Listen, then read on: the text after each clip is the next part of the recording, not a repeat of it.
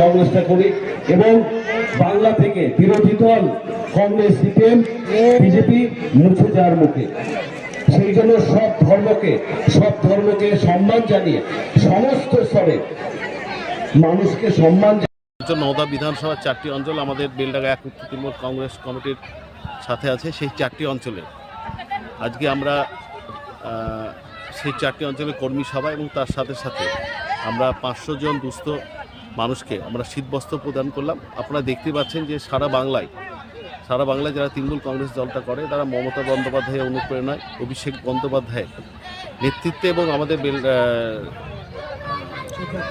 মুর্শিদাবাদ যিনি জেলা সভাপতি আমাদের আছেন অপূর্ব সরকার মহাশয় এবং তিনারা সকলে আজকে মুর্শিদাবাদের সকলেই আমরা বিভিন্ন জায়গায় প্রোগ্রাম চলছে, কর্মী সভা চলছে, দুস্থ মানুষকে শীতবস্ত্র প্রদান চলছে।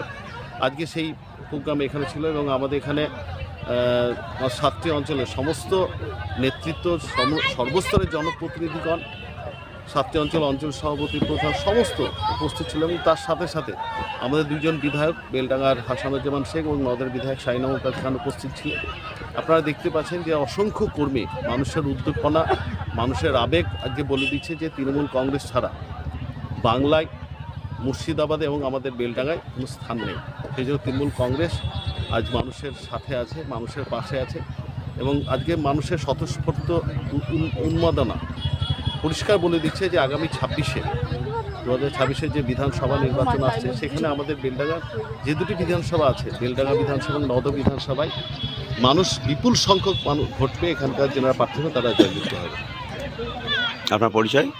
আমার পরিচয়, আমি দীপক কুমার মণ্ডল, সভাপতি, বেলডাঙ্গা এক তৃণমূল কংগ্রেস কমিটি।